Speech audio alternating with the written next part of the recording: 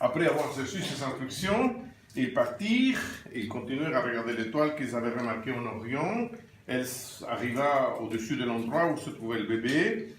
Et ils entrèrent dans la maison, et vous connaissez l'histoire, ils ont ouvert leurs cadeaux et ils ont offert... De l'or. Mais je suis entre des connaisseurs. Alors ils ont offert de l'or, de l'encens et de la myrrhe, n'est-ce pas? Et ensuite Dieu les avertit en rêve, pendant le sommeil, de surtout pas rentrer chez Hérode, donné que Matthieu donne un peu comme ça, et ils prirent un autre chemin pour rentrer dans leur pays. C'est de la pensée purement mythique.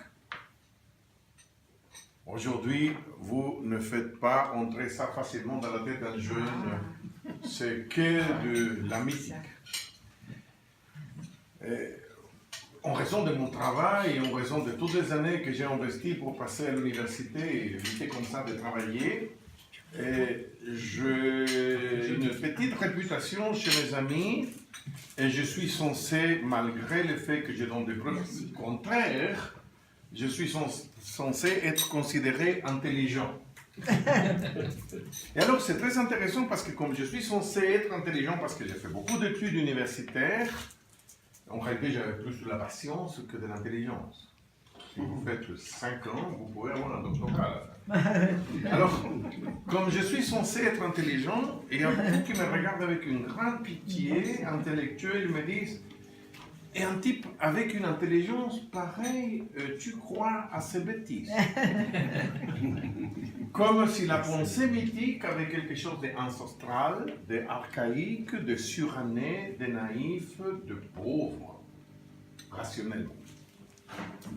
Pourtant, la modernité dont nous sommes partis est pleine de pensées mythiques. Nous sommes convaincus, par exemple, que le temps a une forme d'une ligne et d'une flèche qui va du passé vers le futur. Les Indiens sud-américains croient exactement le contraire, et ils se portent économiquement mal, mais essentiellement assez bien. Et ils pensent que le temps est circulaire et qu'il revient systématiquement. Nous pensons qu'il est linéaire, et c'est aussi mythique que l'eau.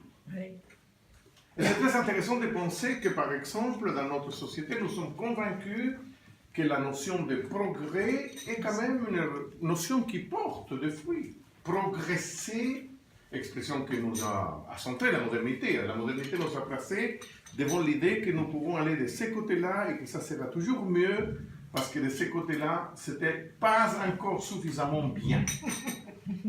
Et nous avons cette idée qu'on va progresser. En début d'année, je manque à tous mes devoirs, je vais lui dire bonne année et j'espère que cette année, vous allez avoir la prospérité, la paix, que ça sera meilleur parce que je dois sacrifier au mythe du progrès. Oui.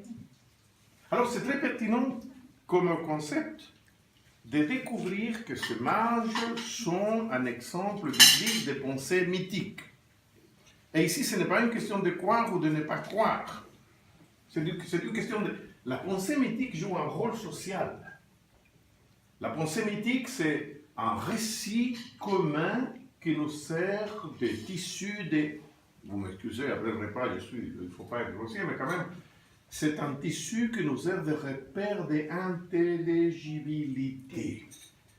C'est-à-dire, lorsque nous partageons un mythe en commun, nous avons quelque chose en commun. Il suffit que je vous dise Noé et l'arche de Noé, et ça évoque chez vous plus ou moins la même chose que chez moi, plus ou moins.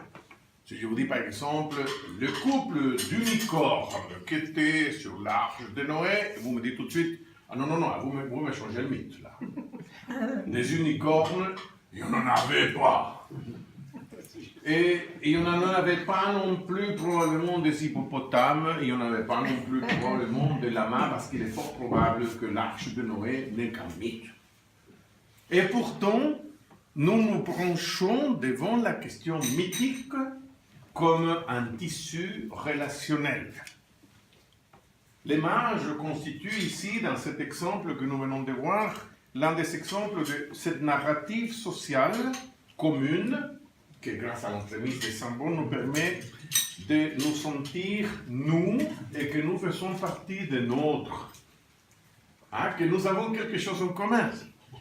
Malheureusement, ça se perd pour des raisons culturelles. Semble-t-il que c'est merveilleux de venir avec un groupe de jeunes de moins de 14 ans visiter le Louvre et de parcourir les tableaux qui ont quelque chose à voir avec la religion.